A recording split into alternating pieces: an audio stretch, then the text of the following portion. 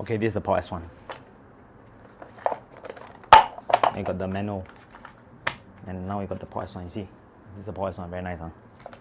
And also, lastly, the USB cable and connector. This is the PAW S1 unboxing. Hi everyone, my name is Kenneth, and I'm on the search for great music. Today we're going to explore why are we still using dongles today? The PAW S1 bridges the gap between convenience and quality, and lets you use your phone unhindered with your prized IEMs. So about build quality, the PAW S1 is built in a box. The box is a rectangular box and has been designed and used in ages since forever. It's quite a nice design. It's very well curved. It takes a Type-C input and has two outputs, 4.4 and 3.5.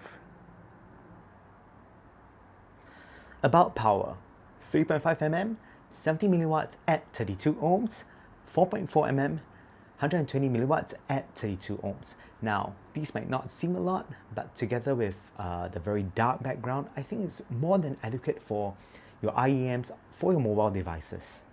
AKM4377EQ is used as a DAC chip, and this supports DSD up to 128.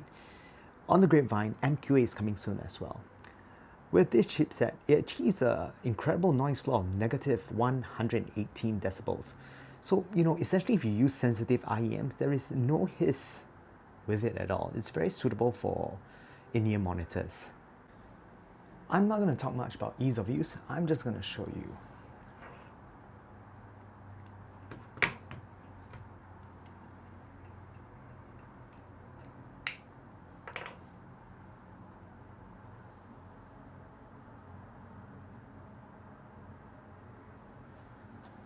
The PAW S1 is very easy to control. There are three buttons located at the top of the device. Here is to alternate between settings, up or down. So if you want to increase the volume, it's very simple. All you do is press up to increase the volume or down to reduce it. Then here's one very interesting thing. There are actually many EQ modes on this device as well. So one of the ones that I find exceptionally useful is the movie mode. Sometimes on Netflix, for some shows that are not so well recorded, or even on YouTube actually, using the movie settings will act as a center speaker channel for your video, so you actually get clearer voices, and I think that's very helpful. Personally, I don't really like to use EQ, so I just set it to none most of the time, but only for poorly recorded YouTube videos I will go to the movie setting. It makes things very, very useful. Let's talk about the sound quality of the PAW S1. It is dynamic, has high resolution, and is very neutral. It is in line with how the rest of the PAW series sounds, such as the PAW 6000 and PAW Go Touch. And for its price, I think it actually performs very, very well. So these are two earphones that I use most often with the PAW S1. First, the Final Audio A8000, and I'll go into a bit more detail with this. The A8000 is a very interesting earphone. It's actually a beryllium driver earphone, which makes it a bit harder to drive because it's a single dynamic driver. But here's the thing, the PAW S1 through the 4.4 output actually does an amazing job. Why is that? So I can actually hear that the earphone is actually being controlled very well by the S1. There is speed and clarity to the sound. The A8000 is actually a very detailed monster, so you actually hear many layers, and I think for something so small to achieve that is actually a great feat. So with Fur Audio M5, this earphone is a little bit more sensitive compared to the A8000. So with that said, you might think that there is hiss, the background is not as dark. Actually, I can tell you that no, it's very clean. The power output of the Lotoo PAW S1 is very clean and it's very good quality. So it really works well with the Fur Audio M5, giving it a lot of control. You hear the layers better, it's driven with authority. So overall, it works very well with all these earphones, and I really do recommend it. In conclusion, let's talk about the good and the bad of the PAW S1. Now, first with the good, the build quality is excellent. It is made of, I think, anodized aluminum. It's a box and it's very, very sturdy. Hold up to day abuse very, very well.